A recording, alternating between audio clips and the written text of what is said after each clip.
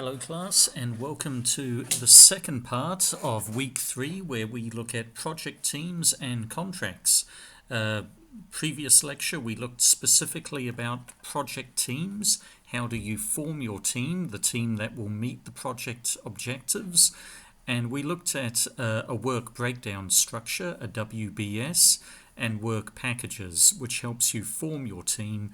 And then we talked a little bit about organizational structures. Today we're going to be talking about contracts, how members of the project team make formal agreements with one another. So in this section we'll be talking about how formal agreements are made between project team members.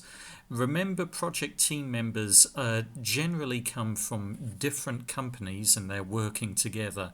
Usually you have at least the sponsor organization, the designer organization, the consultant, and the construction organization, and they're all working together.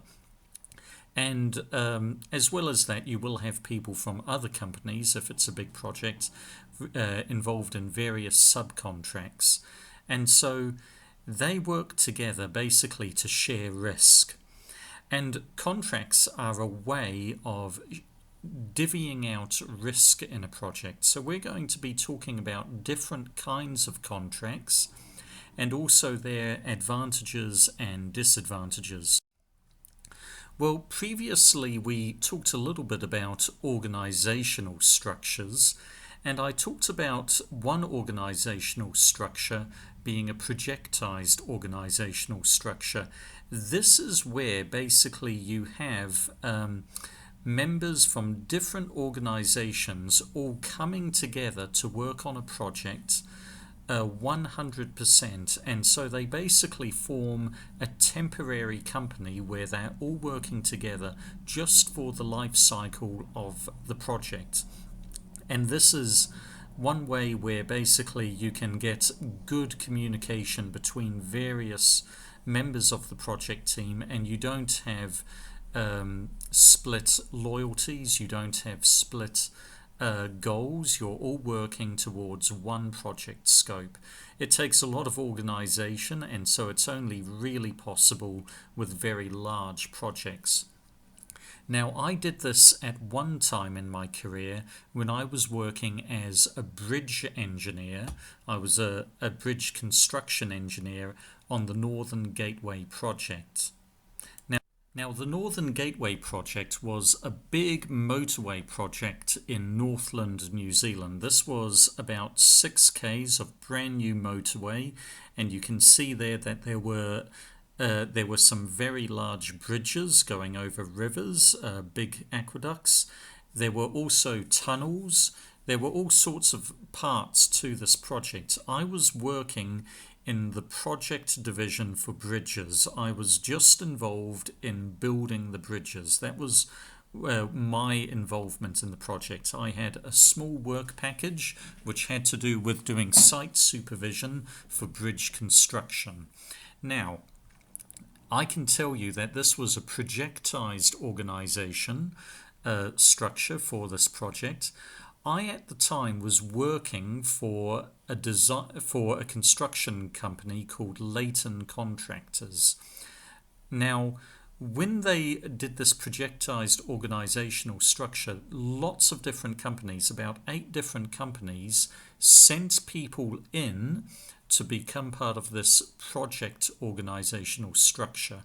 And we all worked together from one project office. There were designers, there were constructors, there were accountants, there were quality controllers, and we were all working in one team. So this was just the team for the bridge division. There were about 40 of us. I'm in that crowd somewhere. And I can tell you this was so much fun. In this bridge division, we were all from about 6 or 7 different companies, but we were working for one project, and it was fantastic. It was great. We were all working from the same site. We had our own project uniforms. We celebrated milestones together in the project, and we were all We all had different specializations and different things, but we were working together as a team for one goal. It was like being in a really good football team. It was so much fun. We all had our different roles and responsibilities, but it was one of the most enjoyable team experiences I've had as a civil engineer. So that's one of the great joys of projectized organizational structures with project teams, more so than matrix structures or functional structures. You build a great team camaraderie because you're all working solely for one project, no split loyalties. I really hope at some point in your career you get to experience this too. But that actually leads us to now one of the key things with any project is that usually with any project team, you're going to have team members from at least 3 different organizations. Now, it's great if you can get them all working together in an alliance, in a projectized organizational team structure, but more often than not, that won't happen. Now, the key members of the project team are the key stakeholders. You have the sponsor, that means the organization that is paying for the project. So that could be the Ministry of Highways for a motorway project. It could be the Ministry of Accommodation for a housing project. I don't know. And the designer, that is the consultant engineering firm doing the design work. And then you have the constructor. And so those are the people building the infrastructure. And so in each of these little boxes, you would actually have multiple members of the project team. There are of course, other stakeholders. We talked about that previously, but these are the main ones. Now, look at those arrows, splitting them. Now, we talked about lines of communication before, and those arrows representing lines of communication, but they also represent agreement, and there's agreement on what each party should be doing. And those agreements can be formed by contracts. So think of those little arrows as being contractual agreements between the different parties. And of course, the project team could be broken down further. With the constructor, he's probably going to have a lot of subcontractors. Just as an example, this could happen with the designer as well. So an example would be that when we were working in the bridge designer for the Northern Gateway project, that was a group called Hemp Consultancy, but they actually subcontracted a lot of the design work out to other design companies, involving companies that specialized in earthquake analysis, other companies that did review work for structural analysis and so forth. And so they had lots of subcontractors. It could be the constructor, it could be the designer, but all of those arrows with subcontractors, that represents a contractual agreement too. So when do you decide if you're going to do it yourself, if you're the main constructor, if you're the main company involved in building that big warehouse or factory on the left there?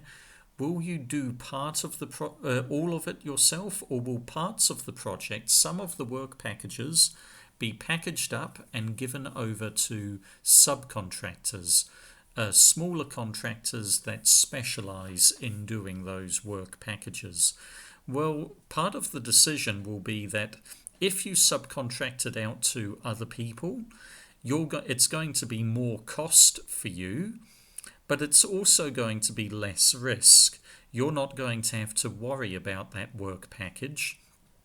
The subcontractor who is now doing that work package, he is responsible for delivering that work package at an acceptable cost, time and quality. And so there's less risk, but there's more cost. And so that's really the purpose of contracts. The purpose of contracts is about managing risk. You're trying to make sure that the project is successful. That means that the project scope, it's achieved at an acceptable cost, time, and quality. And in order to do that, you need to make sure the risk of the project, where things could go wrong, and extra cost or extra time or low quality is faced, that is shared appropriately across the various team members, or at least the organizations that represent those team members.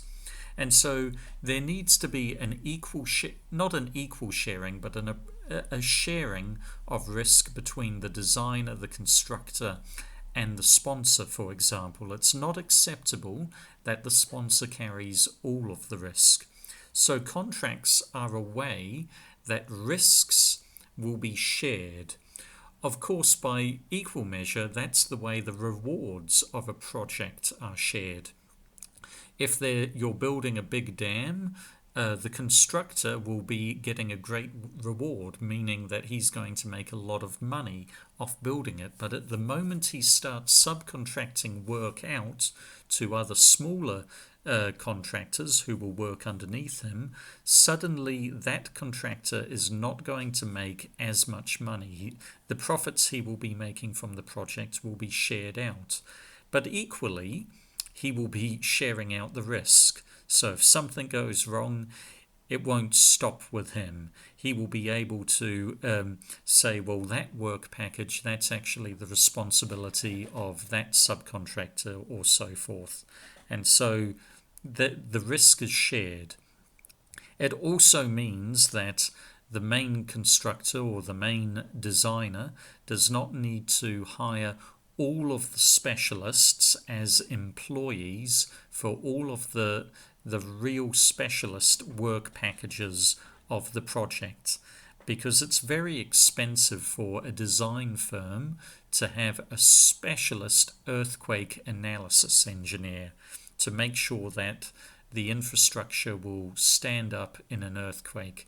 But what they could do is they could design the work, and then they could send their design work over to another company, a subcontractor that specializes in earthquake design, and they can review the work, and then they can say, yes, this bridge or this dam, it will stand up in an earthquake. Or if not, they'll say you need to change the design here, here, and here.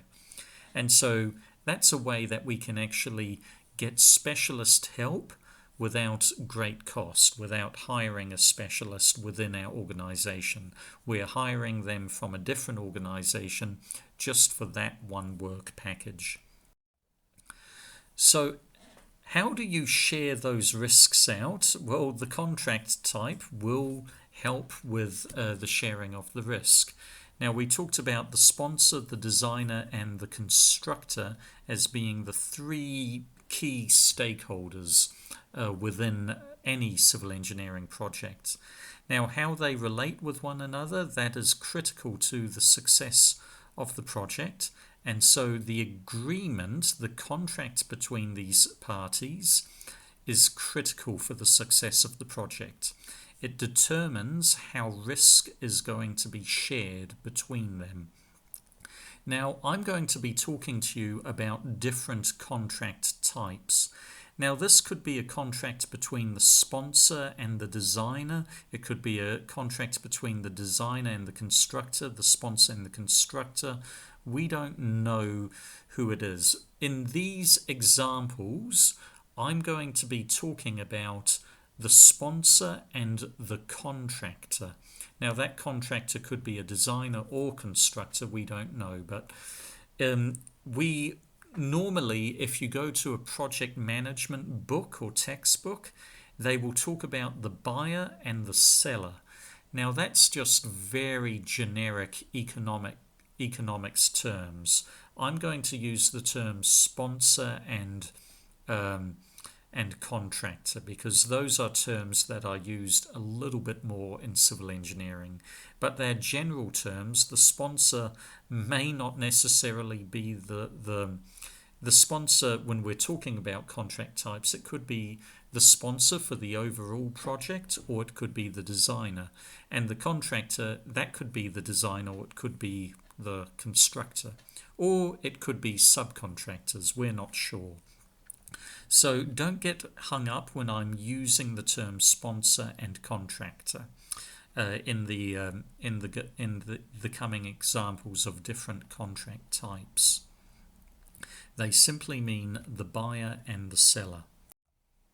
So we have a few different contract types which we're going to be talking about.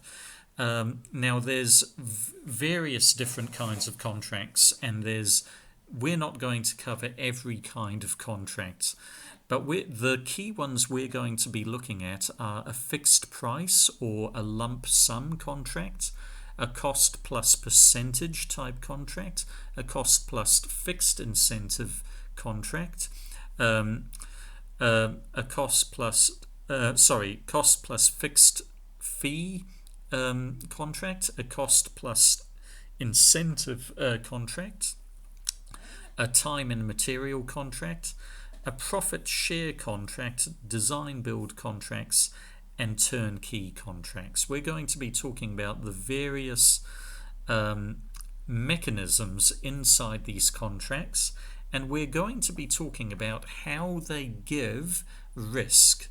The buyer is basically giving a contract to a seller, or the sponsor is giving a contract to a contractor, and basically when the contract is completed, the sponsor is paying money to the contractor. Now, by doing that, what's happening is the sponsor is handing over risk to the contractor. The contractor will be carrying risk, and he will be paid for that responsibility. So if I was going to ask you to, if I was the main constructor for building a house for Taba, for example, and Taba was paying me money, she had the design work done, she was paying me money as the constructor to build her dream house, I may hire a subcontractor to do the brickwork. And Hassan will then come along as my subcontractor, and I will pay Hassan a portion of the money to do the brickwork. Now, what happens if the brickwork goes messy? Well, that's Hassan's responsibility to fix it. He's carried the risk of producing the brickwork to an acceptable cost, time, and quality, and now it's his responsibility to fix it if it goes wrong. So I've basically contracted out some of the risk of Taba's house project to Hassan. So let's talk about fixed price or lump sum contracts. This is probably the most common kind of contract.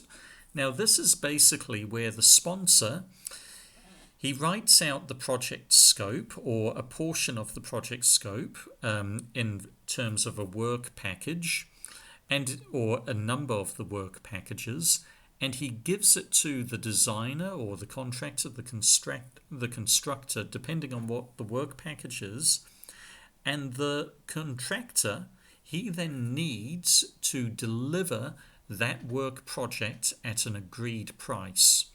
So I've told Taba, look, I will build your house to this design, to this quality standard, to this agreed time, and I will charge you this price. So you will pay me this when I've completed the work.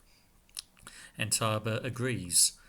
Now, what's going to happen? Well, if the project scope and the specifications are not clearly defined, and Taba has just given me a very rudimentary picture or drawing of what the house should be, I'm going to try and do the house cheaply, aren't I? Because I know that we've agreed a fixed price, and so I'm going to try and do it cheaply and do it at low cost, because that will mean that I maximize my profit. And so there is a lot of risk borne on the sponsor in terms of quality if they don't define the deliverable well. However, if it's well defined, I have no idea how long the project's going to take. I have no idea what sort of problems we're going to face down the lines, if there's going to be hold-ups with getting the permissions from the resource consenters and so on. And so actually most of the risk in terms of cost and time are borne by the contractor rather than the sponsor. So if the quality risks of not having a well-defined scope are sorted by defining the scope well, a fixed price contract will mean that the contractor and not the sponsor will bear most of the risk. So one of the risks that the contractor will be facing will be if the project scope changes. So what would happen if Taba has asked me to build her this house according to the project scope, and then I agree to build it for her for a fixed price, but then halfway through building the project she says, actually I want to change the house a little bit. I actually want to have these kinds of windows and not these kinds of windows. Well, that's going to be a variance, isn't it? That's going to be a change to the project scope, and that's going to cost me money because I've already started planning for the windows according to what we agreed. And so that's a risk for me. So normally with a fixed price contract, you will have something called a variance clause, which means if the sponsor varies the project from the agreed scope, then there will be own rates that are separate to the agreed price. So I'll say, if there are variances, you need to pay me the cost of the variance plus a small fee for my trouble. And so that can be one issue with fixed price contracts, is that project scopes vary as you move along. There can be unforeseen risks, which means you need to alter the design, you need to alter the construction methodology, and that can be a big problem. Now, one way to deal with that risk is to actually split it up into much smaller packages, work packages, and so the risk is shared in smaller bite sizes. But the other issue is that the quality and time constraints need to be very well defined in the contract documents. As I said, if Taba is going to pay me a fixed price, she's going to pay me $100,000, let's say, to build her dream house as the constructor. I am going to want, my incentive is to build the house as cheaply as possible, because that means I'm going to get more profit. So it could be very low quality. And I want to build it as quickly as possible so that I'm not paying fees to my labourers, I'm not paying wages for a long time, and I can move to other projects quickly.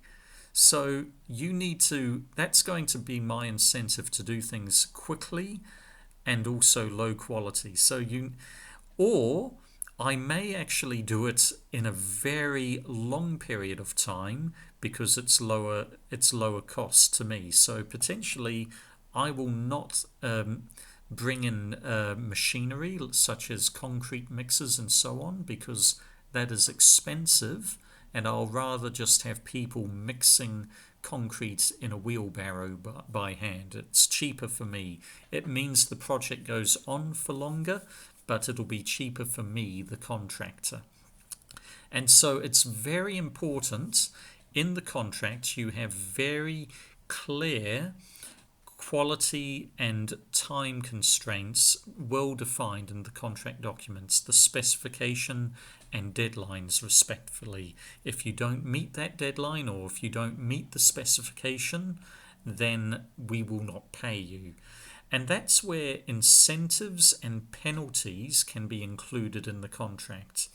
And so you could give an incentive where, we'll talk more about this later, but we will give you a bonus if you finish before this date, or we will charge you extra if you finish after this date, or likewise.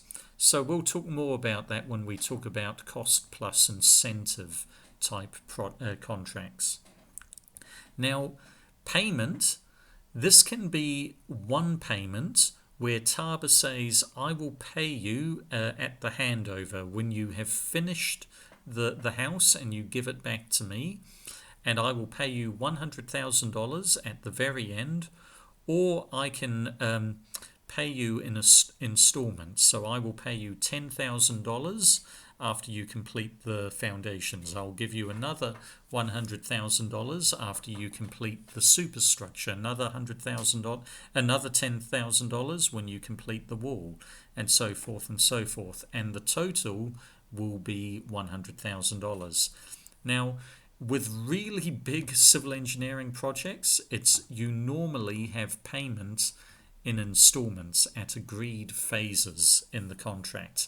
The reason for that is there's very few construction companies that can build a $200 million motorway and then get payment at the very end. No one carries that kind of capital around. It's just impossible.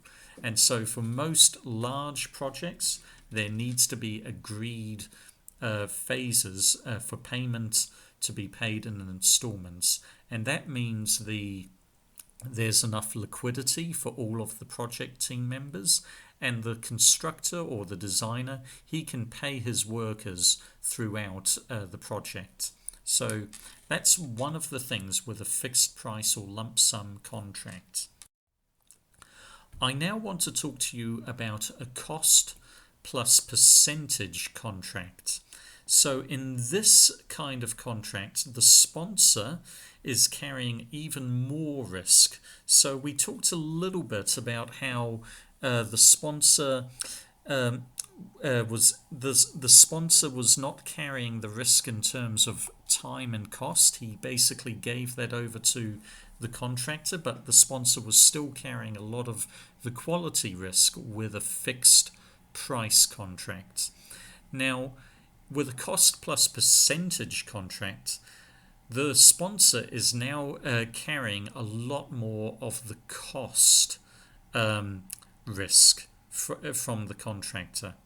So what happens here is that the contractor, he will be basically paid for all of his costs that he incurs, and then he will be given a percentage, which will be a profit percentage, normally 20 to 30%. So rather than Taba agreeing to pay me $100,000 as a fixed lump sum, she will agree to pay me for all of the costs I incur. So the cost for materials and bricks, and for labourers, their labour, their wages, the cost of hiring machinery to mix the cement on site, and so forth and so forth. She's going to pay me for all of the costs I incur, and it's very important that I keep my receipts so that she can reimburse me for those costs. In addition to this, she will give me a percentage for my profit, and that'll be 20-30% usually. Now, this is where the final cost is uncertain. We don't know what the final cost will be. The sponsor doesn't know if the house will be built for $100,000. Maybe it could be a lot more for that. Therefore, the sponsor is carrying a lot more risk in terms of cost for the project. There could be unforeseen costs where suddenly, you know what, the foundation actually needs to be dug deeper because the designer didn't allow for this swampy, spongy ground, and so we need to dig the foundation deeper. That's an unforeseen cost, and normally with a fixed price a fixed price contract, the contractor would be paying for that, or or he will be issuing a variance and asking for extra money.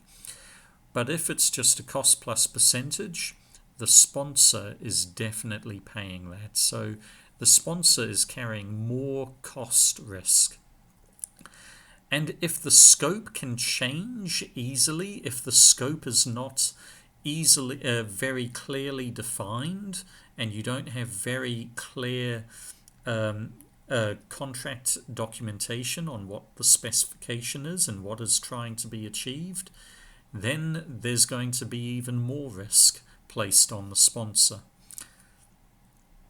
So normally we would have a cost and percentage contract where the scopes are not easily defined early on.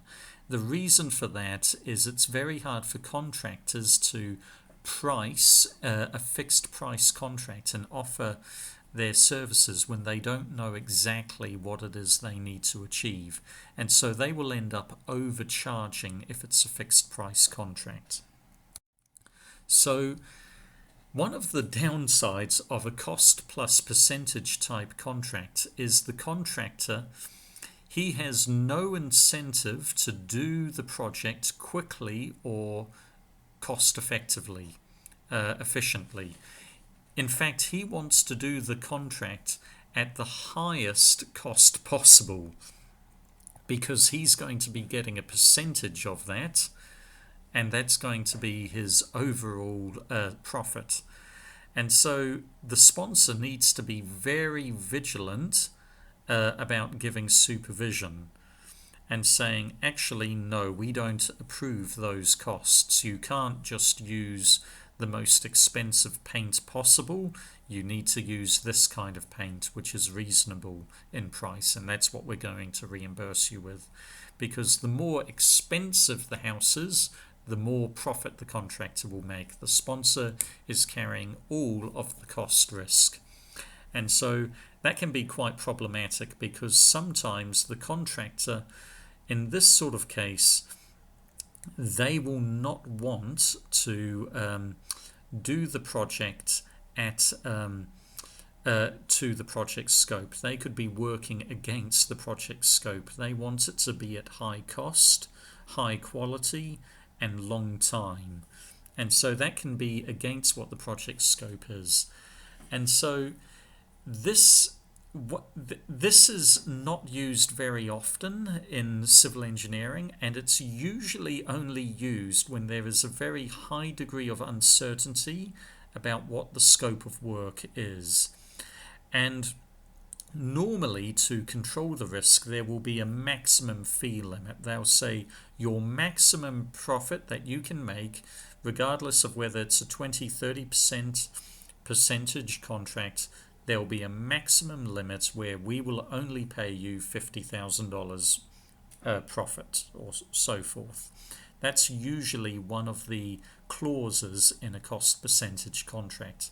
But yeah, because it's for project work packages which have a very big uncertainty of scope of work, we usually use it for often emergency work where there isn't time to write up detailed contract specifications that you need for a fixed price contract, for example. So an example I have here is a culvert that we were drilling in State Highway 1. So I was working on a project that where we were basically building a new motorway, and part of that project is we had to tie this new motorway in with an existing motorway. Now, one of the small work packages that we needed to sort out was we needed to drill a cable going underneath the existing motorway. So I don't know if you've ever seen directional drilling. Look at that machine on the left there, that red machine. That's called a directional driller. And what it is it means you can actually send a robot drilling underground, and it will be pulling a cable or a duct behind it. And that will mean that, and then once you have the duct, you can pull your cables or your waterworks or whatever it is through. So we needed to drill a duct for a fiber optic cable underneath the existing project. Now, I was working for the constructor, the principal constructor. Now, directional drilling is a very specialized kind of contracting. And so because of that, we said we need to actually subcontract this out. We don't have the specialty in our team, and we're not going to hire a directional driller into our company full time and buy our own directional drilling machine. We're just going to subcontract this out.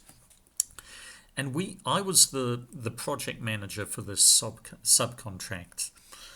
And one of the things with directional drilling is how easy it is and how much time it takes is completely dependent on the ground conditions that you're dealing with. If it's soft and clayey and all the ground conditions are the same, then it will cut through it very quickly.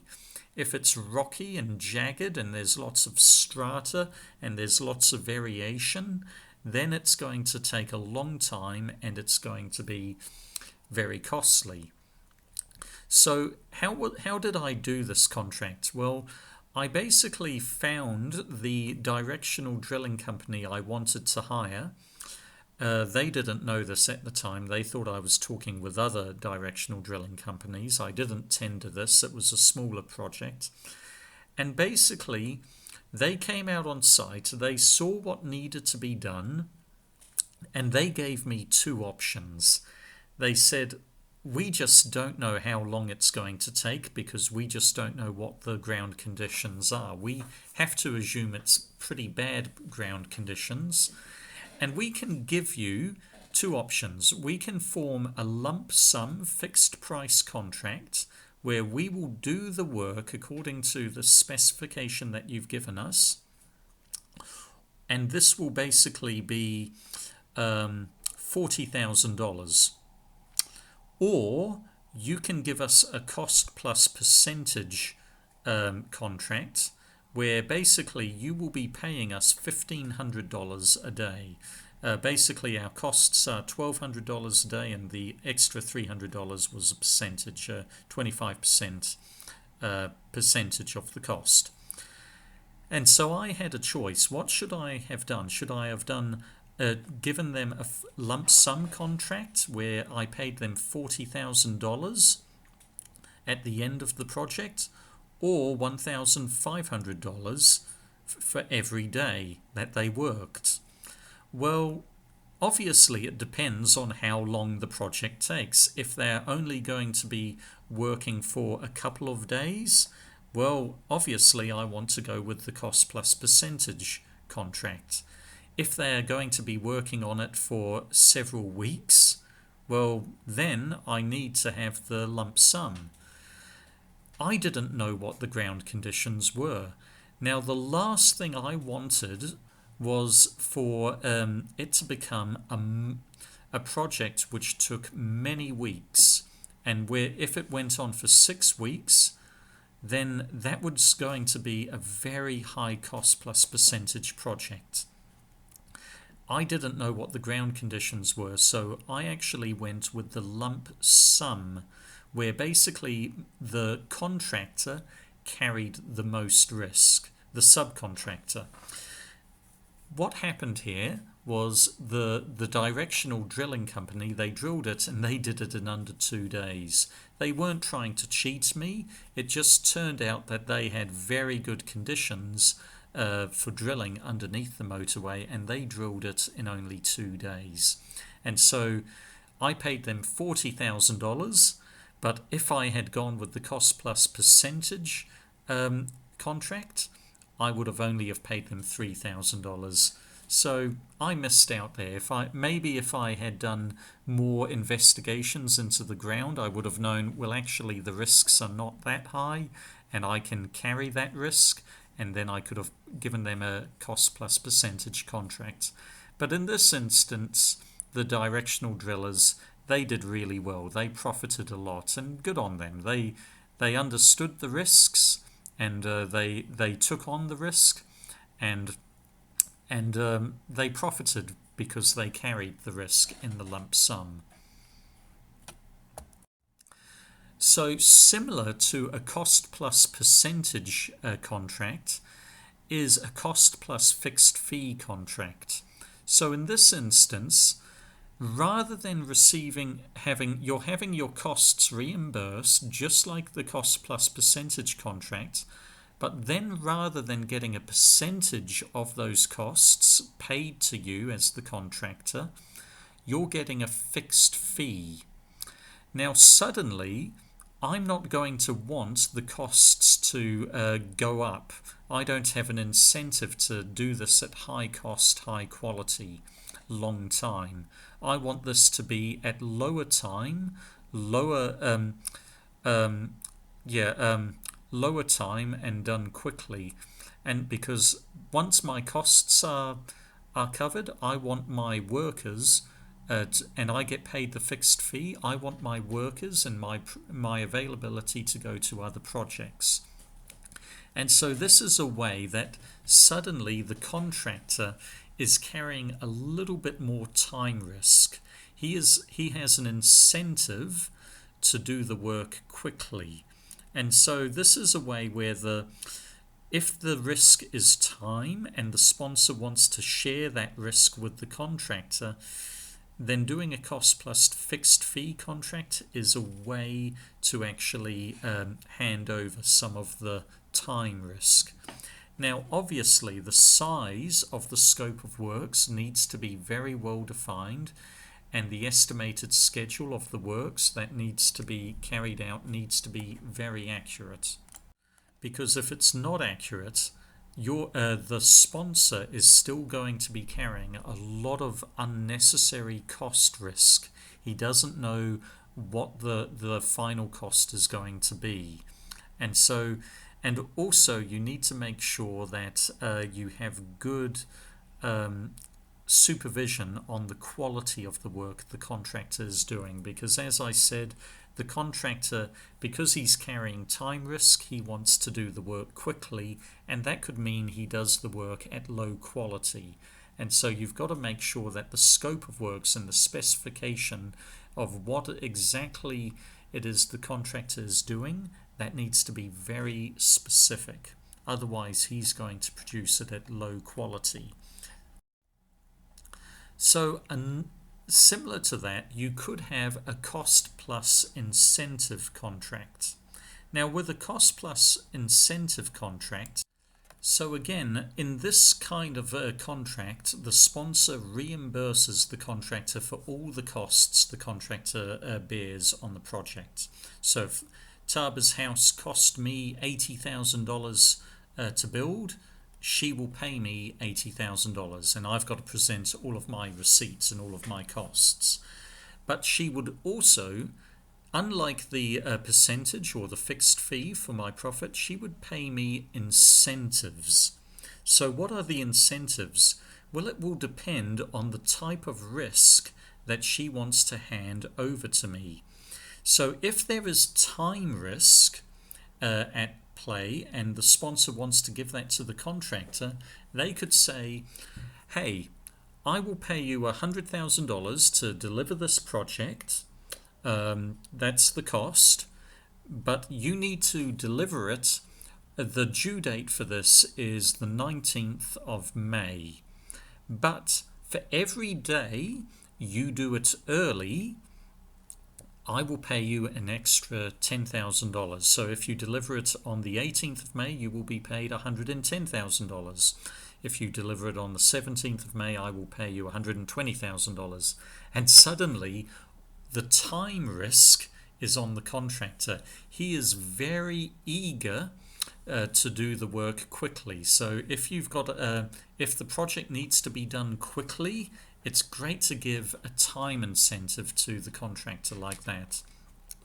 Now, the cost, and another way is if there is cost risk that you want to hand over to the contractor, you could say, well, look, I need you to, if you can keep the cost under $10,000, I will pay you. So I'm reimbursing you for the cost, but rather than giving you an incentive to spend a lot of money, like with the cost plus percentage contract, if you can keep it under this price, I will give you an extra $5,000. Or if you can keep it under that price, I'll give you even more profit. And so this is a way of handing over cost risk to the contractors. Now, if it's quality risk that you want to hand over, that's a little bit more difficult because quality is very hard to quantify. But there are ways around it. Let's say, for example, you were building your contractor, you're the sponsor, and your contractor was a designer, a design engineer who was designing a dam. Now, you could say, I'm paying you this amount of money, but for every extra 1,000 cubic meters of water that the dam can hold above the scope, I will pay you an extra $1,000. And so this is a way to get the quality of the project improved. And this is going to be a way to hand over quality risk to the contractor. Now, just as you actually give incentives, you can also give penalties. So the sponsor could equally say, for every day that you are overdue and you go beyond the deadline, you forfeit $10,000 of your fee. So this is actually a way of making the contractor carry more risk. That the contractor is still carrying a lot more risk. The contractor is now carrying risk in terms of time risk, quality risk, or cost risk. And it depends on the type of incentives that are being offered. But really, with this kind of contract, the sponsor is still carrying much of the risk. With a fixed lump sum, the contractor is carrying more risk. Now, we talk about penalties and incentives. You may have heard of this term, carrots and sticks. A carrot is where you are giving an incentive, just like if you had a baby rabbit and you placed a carrot at different parts of a course, the rabbit is going to run towards the carrots. And a stick is for beating the rabbit, and telling the rabbit to go one place or the other. And so one way is there's an incentive to get a gain, and the other one, there's an incentive to avoid pain. Now, just so you know, carrots and sticks, there's been a lot of psychological evidence and a lot of evidence in economics that carrots work way better than sticks for getting people to do what you want. So generally, cost plus incentive rather than cost minus penalties works better. Now, with all of these different contracts, the fixed price contract, the cost plus fixed price, the cost plus percentage incentive, you need to realize that all of these contracts, they could be one contract where you have a mix of both, where we could actually be paying the contractor a fixed price plus a little bit of incentive, plus a bit of a fixed fee for early delivery, or for this part of the project where it's not very clearly defined, that's not going to be fixed price, that's going to be cost plus percentage. And you can actually mix and match. It all depends on your contractual agreement and your documentation. Now, contractual management is a huge area. We're doing one lecture on it, but you could do a master's on this and still only be scratching the surface. But reviewing contract documents is a big part of engineering. I want to talk to you now about time and material contracts. This is where basically, when the sponsor is looking for a contractor for any key project, rather than actually providing a very key scope, a very detailed scope of what needs to occur, basically the sponsor asks the contractor to provide rates, and then they agree on those rates. So how much will you charge me for every cubic meter of concrete that you mix and place? And I will say, well, $60. And then how much will you charge me for every laborer that you have working on my site? And the contractor will say, well, I will charge you $20 an hour, and so on and so on. Suddenly, there is, unlike a fixed price, the risk is completely on the sponsor. There's no upper limit to the cost. There is no incentive for fast delivery or quality of work. And so there's high risk.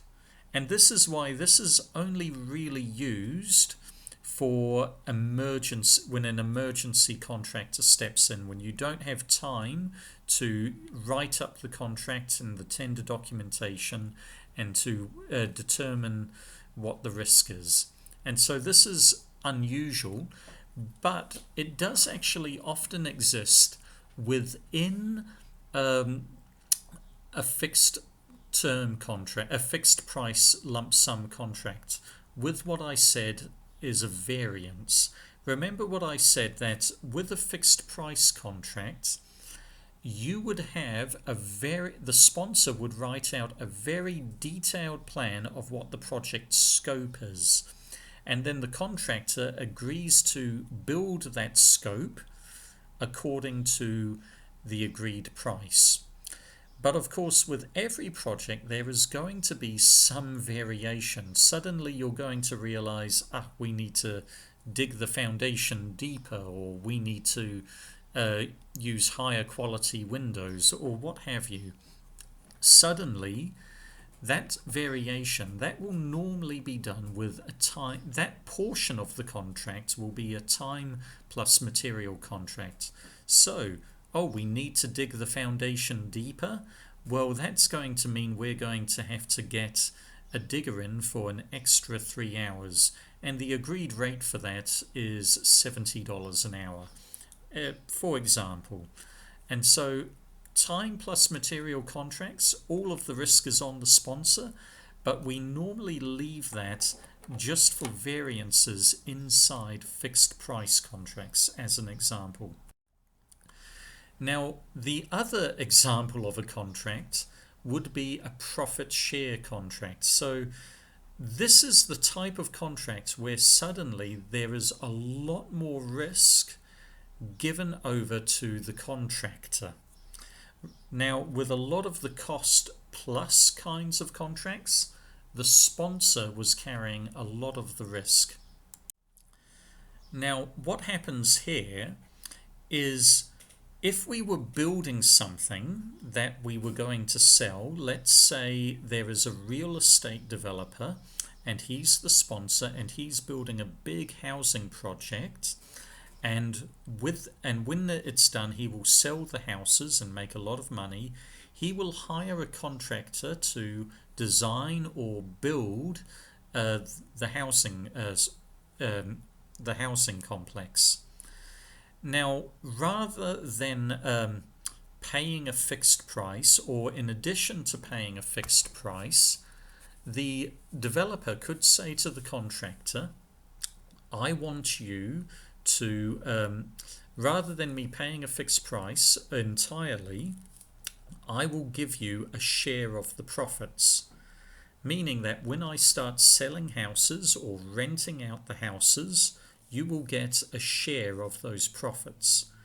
Now, this is a way for the contractor to actually take on more risk, because now he's got an incentive to deliver the project early, do it quickly, at good cost and at good quality. Because if he does it at good quality, they're not going to be able to get to sell the houses.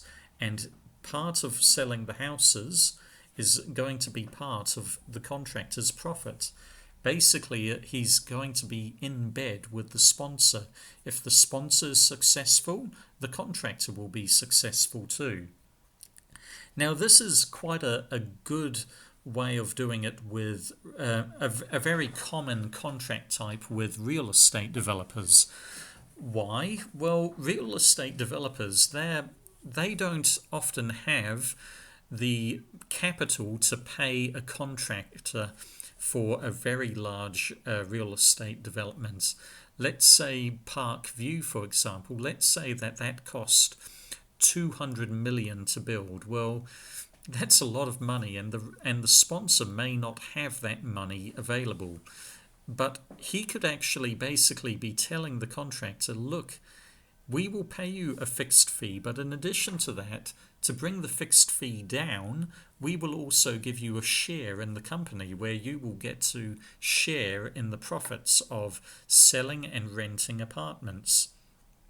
And that happens regularly with real estate development.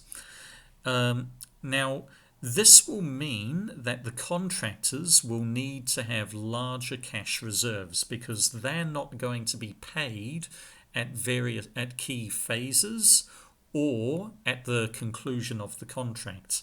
They're going to be paid much later, once the apartments or the houses start being sold to customers. And so that's one consideration. The contractor will need to have more liquidity. But this kind of contract, it's very unusual with public infrastructure, which is the majority of civil engineering projects, isn't it? So profit sharing is much more common with mechanical engineering projects where there is a private sponsor. Well, why is that? Well, with civil engineering infrastructure, usually much of the benefit is actually with external stakeholders. What if you're building a big motorway, for example? Who's the sponsor? Well, the sponsor will be the Ministry of Highways with the government. Are they ever going to see profit from that motorway? Well, no, because the external benefactors are the drivers, and they're not going to pay the government, at least not directly, for using the road, unless it's a toll road or something else.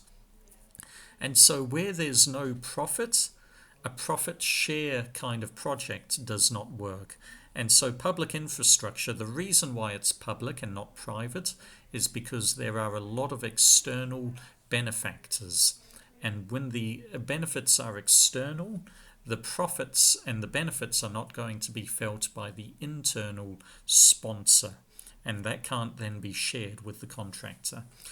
But one of the ways a profit share is sometimes used is when there is a dispute. This happens where basically the contractor is doing work for the designer, or for the sponsor, and the sponsor goes bankrupt and runs out of money. Now, in this instance, the contractor will probably sue the sponsor, or there will be an agreement where basically we will keep working, we will finish the work, but we will want a share of the final project of the final product. So this can sometimes happen where there is a dispute. One of the ways that it can be settled could be with a profit share, and I will give you an example of that right now. So one example of a profit share would be the Azidi village. So this was a civil engineering project where they were building lots of residential houses. It's on the corner of 120-metre road and Baraka Road. Now, the company that built it, the sponsor, was a company called Atkins. It's actually a New Zealand company, believe it or not. Now, they needed a constructor to build all of these houses, and they hired Hameen Group. Now, they could have hired a constructor through a lump sum contract or even a cost plus kind of contract. But that's actually that would have meant that the company sponsor, Atkins, they would have needed to have had a lot of capital, a lot of money up front. So for a portion of the project at least, they had a contract with Hameen Group that was profit share. So effectively, Hameen Group, even though they were the constructors of this project, they are now partial owners of Azidi Village too. So they actually get money from selling houses and also getting rent from some of the houses that they've kept. So that's an example of a profit share. That's where a profit share is a contract which both parties profit from and they both welcome.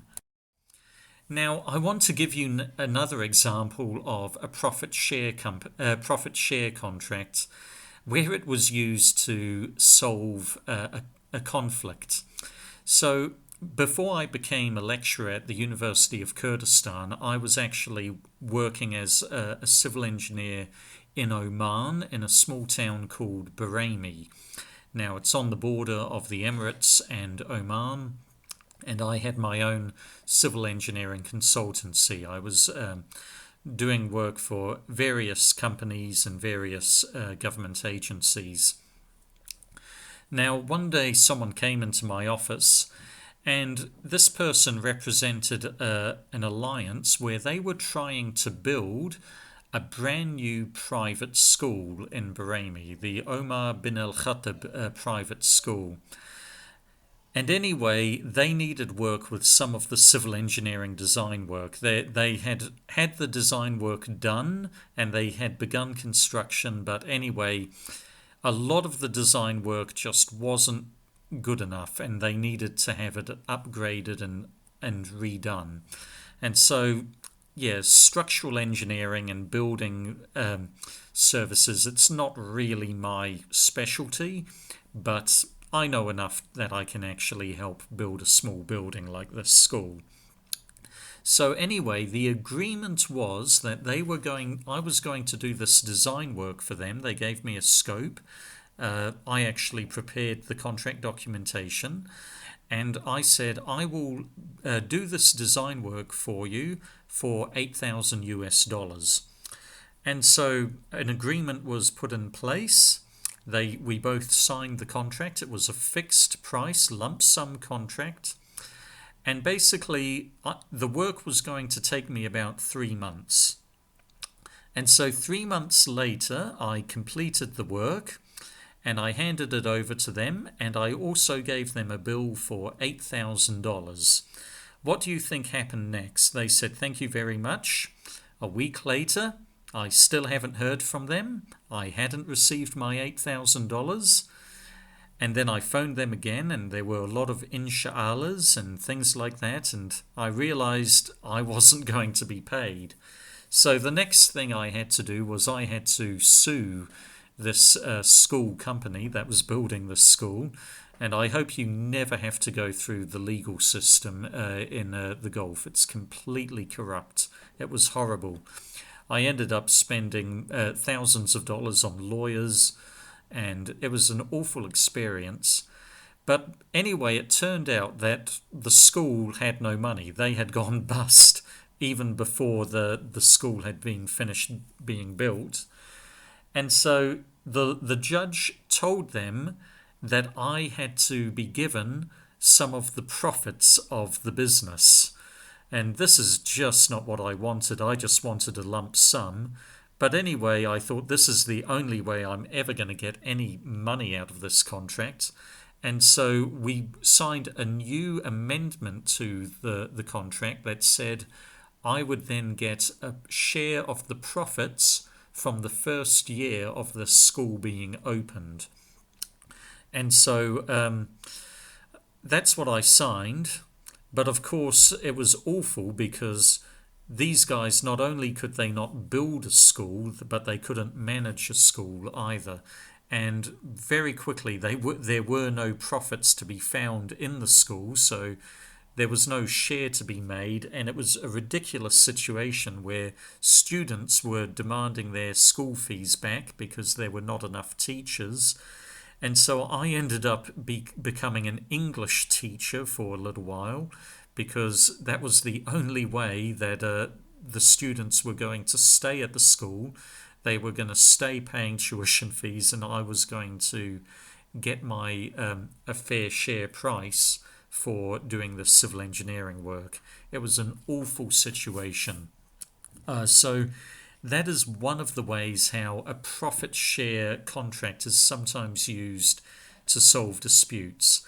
Now, obviously, that can only work with a private enterprise, such as a private school or a hotel building. It can't work for public infrastructure like motorways, for example, where there are no profits to be made by the sponsor. The benefits are held by externalities rather than internal benefactors. But here's another example of a profit share that did go reasonably well. I got involved in renewable energy, as many of you are aware, when I was in Oman. And there were a number of schools and institutes that became interested in developing renewable energy on their grounds. So this is actually another school. This is a government school in the city of Sohar in Oman.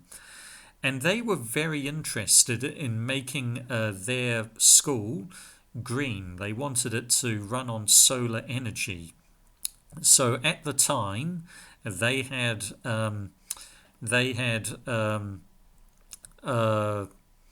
they were just getting electricity from the mains electricity from the grid, and that was generated using a gas generator outside of Sohar. But they were quite interested in having green power, and so they said, you know what? They called me and they said, can you help us make our school solar powered? And anyway, in the process of discussing that and talking about the project definition with them, it became clear the school didn't have much money at all. I said, really, to make the school solar powered, you need to spend $40,000. And they said, there's no way we can afford that. We've got maybe $10,000. And so anyway, what was agreed was a partial fixed sum contract where they paid me $10,000 and a partial profit share where I paid the remaining $30,000 of the solar panels, designed it and finished it, and you can see it there in the corner of their facility. And suddenly the school no longer had to buy electricity off the grid. It had its own electricity during the day. And in the evenings, when the school wasn't operating, they could sell the solar-powered energy back to the grid. So where were the profits? Well, it was partially from selling some of the solar-powered energy to the grid, but it was also in the savings. They no longer had to spend around $1,000 or so a month on electricity. They were saving $1,000 from buying electricity, and they were also making about $500 a month from selling the excess electricity to the grid. So the profit was around $1,500 a month. And basically, we had an agreement where I would get the profit from that. They would pay me the profit, and they would get the benefit of being able to tell people they were green. They had a renewable energy. And so lots of people wanted to go to the school, and they were considered new and innovative because they had these solar panels out the back. They didn't actually worry about any of the financial benefits. They cared more about the recognition benefits. And I got to keep the financial benefits. So I paid about $30,000. I took a small loan out for that, of which I will pay back in about 15 years. I pay about $2,000 a year, but I'm making $1,500 a month at the moment through this school. So, and that will continue for about 10-15 years. So that's about the lifetime of the solar panels. So that's an example of a profit share contract that worked really well.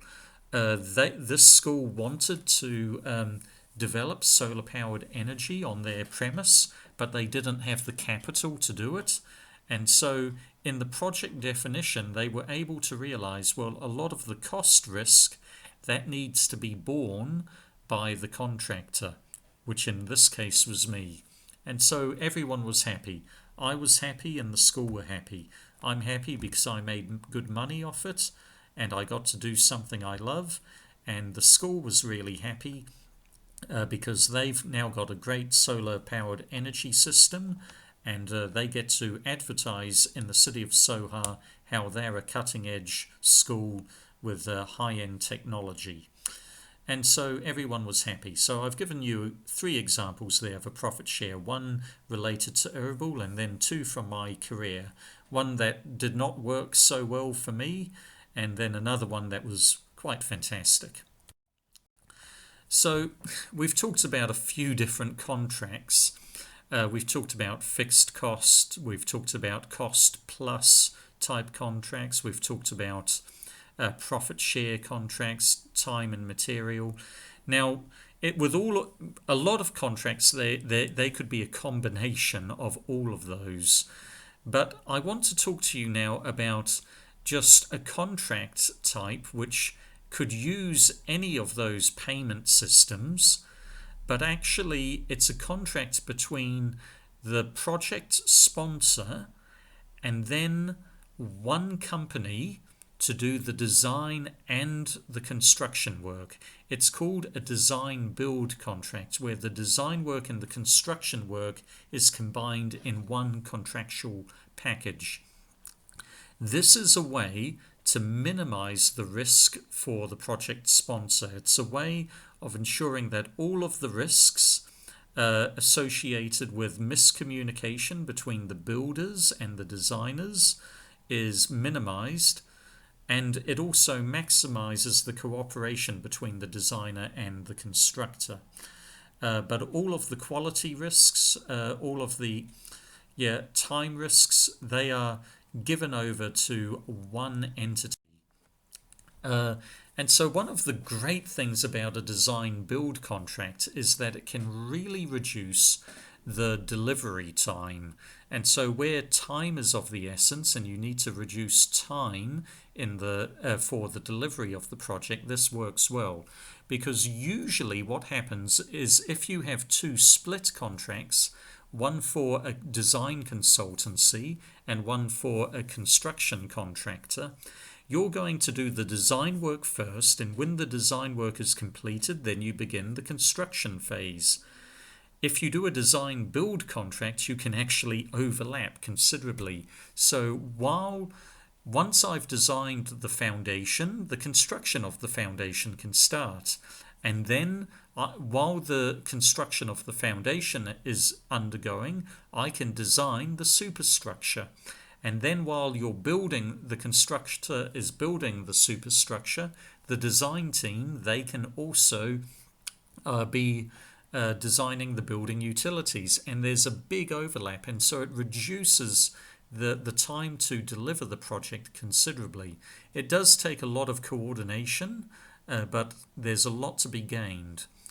Now, it's very important that you have the scope and the deliverables of the project well defined, because otherwise the builder and the designer working together, they're going to try and do it quickly and cheaply and potentially at low quality, whereas that may not be aligned with the scope. And so along with having the project scope well defined, that comes with a lot of contract documentation.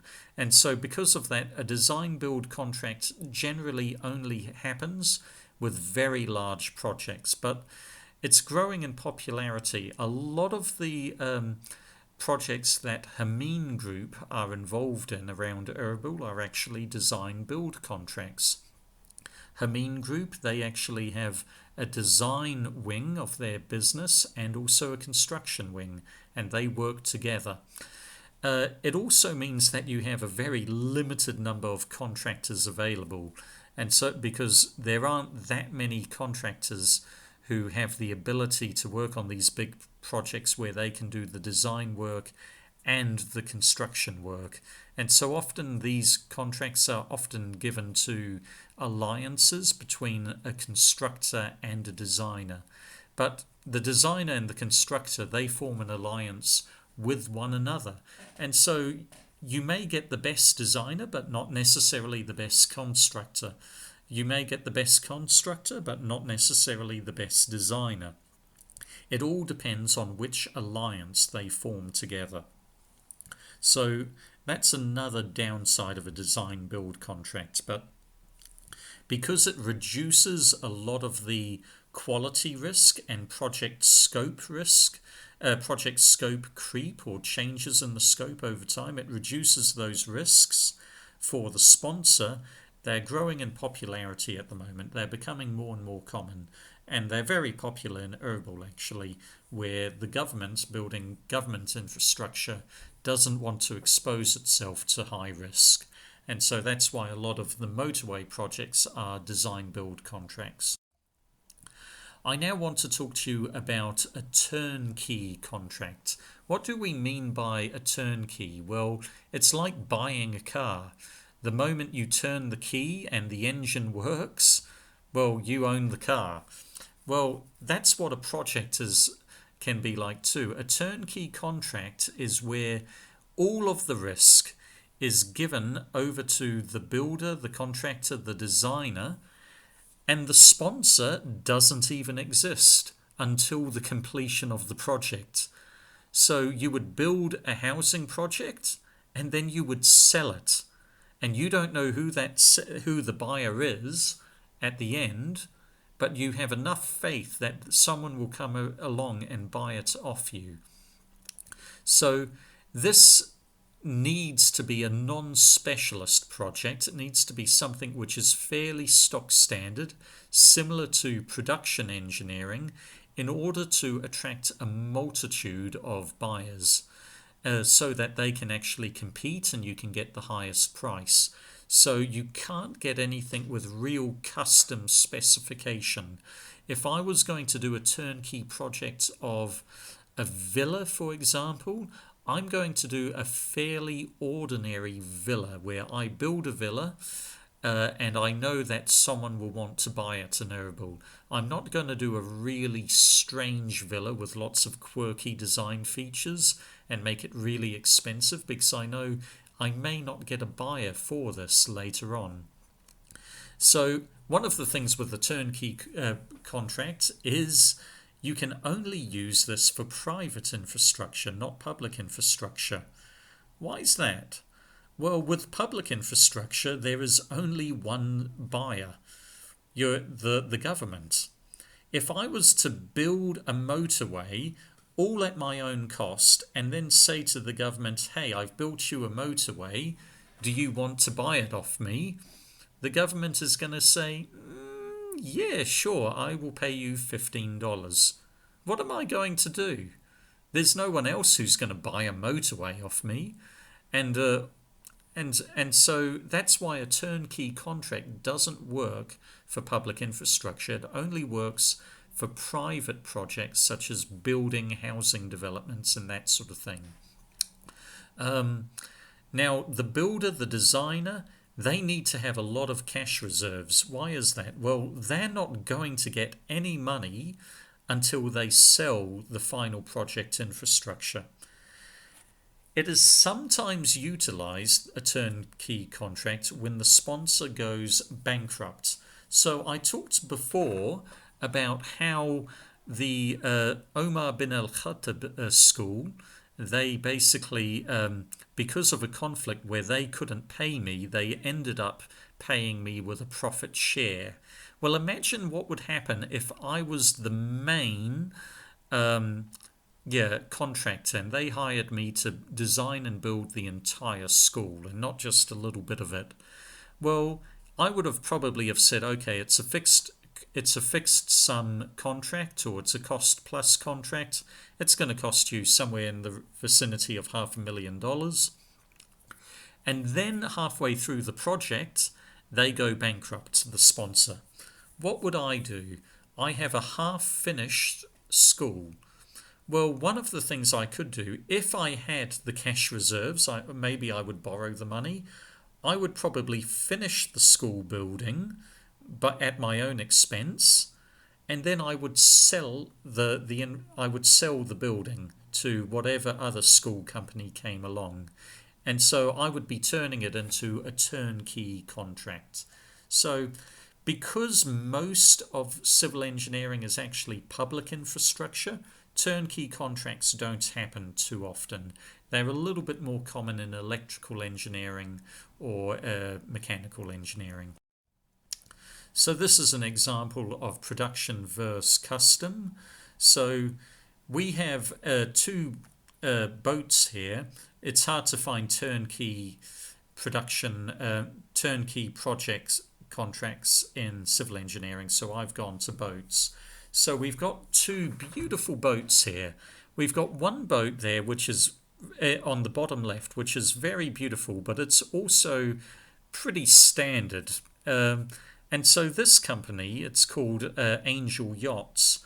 They will build these boats complete, and then they will sell them. And a boat like that would probably be worth $1 million, I'm not sure. Now, the boat on the top right, that is quirky. It's very unique. It's very custom built. It has its own swimming pool on the deck, complete with a see-through glass looking at the bow. It's got this very unusual hull, which is actually made of glass, so you can look underwater. It also has its own fake volcano on top of it. It looks ridiculous. I think it's a stupid boat. But hey, that is someone's dream boat. I would never buy it, but someone loves that boat. Now, there is no company in the world that would build a boat that looked like that as a turnkey contract. They build it and hope a buyer will buy it, because there's probably only one person in the world mad enough that he wants his own volcano on his boat. And so, because it's so unique and so custom and such a novel project, this would need to have a specialist contract. It can't have a production turnkey contract. So, just as a little bit of an overview, basically what we're trying to do here is we're trying to share risk. The types of contracts on the left have more risk on the sponsor, and the types of contracts on the right have more risk on the contractor or the seller. Now, keep in mind there's a lot of variation. Potentially, there is a profit share contract that potentially has more risk on the sponsor than the equivalent cost fixed fee contract. The devil is in the detail and the clauses throughout the contract, but this is just a generalization. And keep in mind that risk could be cost risk, time risk, or quality risk. We need to be able to define what kind of risk we're trying to pass over onto the contractor if we're the sponsor. So, for example, a cost plus percentage risk, there's a lot of time risk and cost risk on the sponsor still. That means because basically the contractor has an incentive to run up the cost and also to keep the project going for a long time. But if there is a cost plus fixed fee risk, suddenly the contractor wants to do the job quickly and he wants to do the job as soon as possible so he can move on to other projects, and he knows he's going to get a fixed fee. Suddenly, because he's doing things quickly, there's a quality risk on the sponsor. So the sponsor needs to be very careful at supervising the project to make sure the contractor meets a very detailed quality specification. And so these two different types of projects, cost plus percentage plus or cost plus fixed fee, which one carries more risk? Well, it's actually more a case of what type of risk they carry. And so this is just an example to show you generally where the trends are, where one will have more risk than the other, and a way of sharing the risk. So for a little bit of supplementary reading on this, I do recommend you go to Clement's book, Effective Project Management. It's available in the library. Not a lot of use to you now, but hopefully before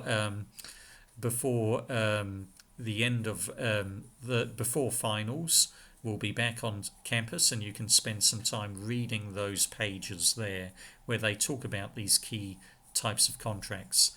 I've also put a couple of website links on Moodle that talk about the pros and cons of different contract types, so you can go there as well. That's all I've got for you now. Thank you. I know it's been a longer lecture. If you've got any questions, I will see you at the Zoom tutorial later this week. Thank you and goodbye.